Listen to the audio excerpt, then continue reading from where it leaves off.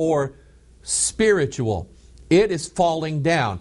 And it shows the joining together of these two. Now watch this now, because I mentioned this, that the Bible always, if you go read through the book of Psalms, which incidentally, 5 months, that's 150 days, and you'll see that the Psalms number how many chapters? 150. And all through the Psalms, you'll see the floods coming up, the floods rising up, the floods of ungodly men in the last days. That's what this is referring to. So in Genesis chapter 7, we're going to look at the flood. And I want you to notice, what was the source of the water that destroyed the earth in those days?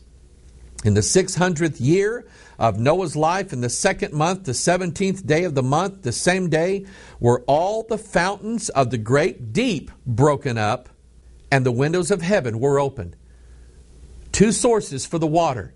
It came up from the ground, and it came down from the heaven. That is a picture of what happens in the last days. Verse 12 says, and the rain was upon the earth 40 days and 40 nights. Anytime you have a number like 440, 400, or 4,000, you're looking at a picture of spiritual kingdoms. For we wrestle not with flesh and blood, but against principalities, powers, rulers of darkness, spiritual wickedness in high places.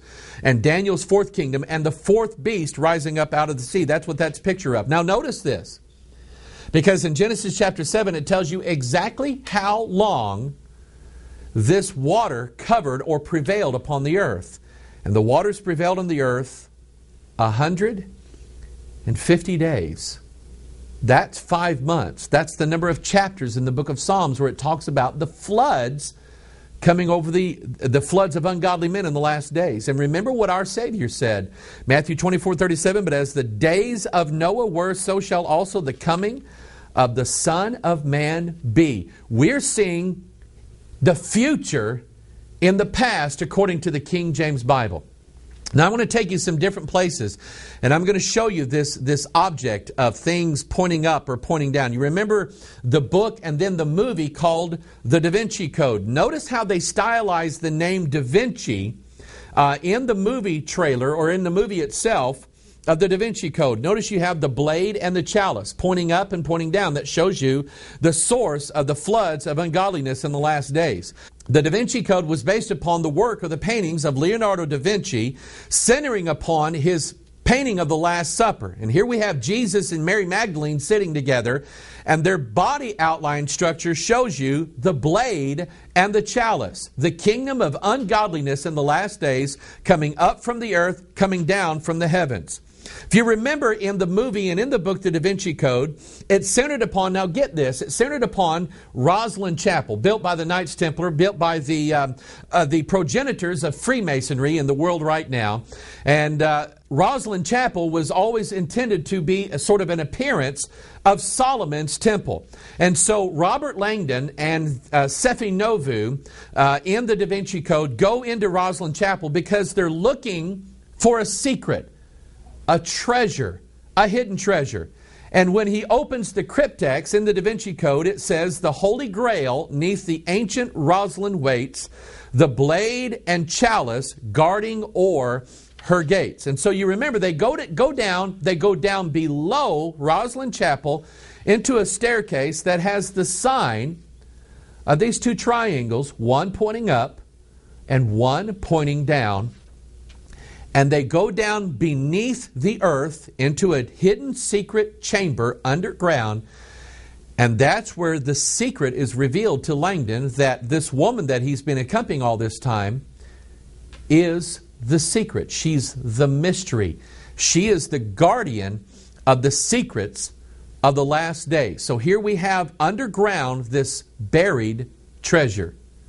Did you see the movie National Treasure? Did you see that? Because National Treasure was about a secret, a treasure, a map that pointed them to a church, but not just a church, Trinity Church. And there we have the symbol of the triquetra or the triple helix. We talk about that in one of our videos called the triple helix. And it's way, way, way, way down deep in a buried, hidden, secret chamber. And remember, they couldn't just walk through a passageway to get to this chamber.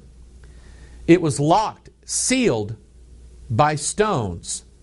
And that lock required a key to open it. You remember what was said at the beginning of the movie, National Treasure. They uncovered this little scroll, and they unscrolled it, sort of like DNA is a scroll with words in it. They unscrolled this thing, and it was written, the legend writ, the stain affected, the key in silence, undetected, 55 in iron pen. Now, this is funny because in the movie National Treasure, they lead you to believe that there were 55 signers of the Declaration of Independence written in iron pen. That's not true.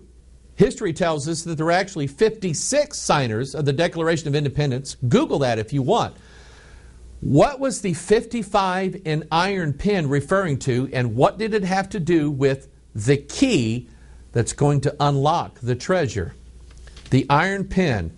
Job chapter 19. Job said, "Oh, that my words were now written. Oh, that they were printed in a book." Well, guess what, Job? They were. And then he says that they were graven with an iron pen. The phrase iron pen refers to the Scriptures, the Bible, where the secret is. The key to unlocking the secret is in the Bible. And what does the number 55 have to do with it?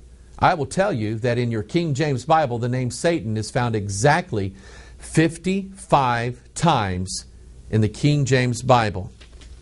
55 written in iron pen. And here we have Satan. You remember this movie called Starman? Here it is, an E.T., an extraterrestrial, an angel falling to the earth, and he's giving this woman a child who's going to be birthed on the earth, and he's going to be a great teacher. This is Lucifer. This is the devil who falls. He is the star falling when the fifth angel sounds his trumpet. He's falling to the earth, and he has the key in his hand. This is absolutely amazing. Here's something else I found just today while researching this. You remember in the movie National Treasure, they were looking for the next key. And they were looking for the next code or the next thing. They had done the thing with the Declaration of Independence and the Silence Do Good letters and all of that stuff. And they were looking at the back of I think it was a $10 bill or $100 bill or something like that. They were looking at the back of that money because they were looking at the bell tower there of Independence Hall in Philadelphia. And they noticed that there was a certain time that they had to be there, and the time on the clock showed 2:22. But you remember, I think it was the guy named Riley in there that spoke up and said, "Hey, I know something that you don't," because they thought they had already missed it. And he said back then they didn't have daylight savings time, so the time would actually be 3:22. Does that ring a bell to anybody? Get my pun? The symbol for the Skull and Bones Society, you know, that George Bush and John Kerry and all these other guys belong to, is a skull and a crossbones. We talked about that in several videos that we've done.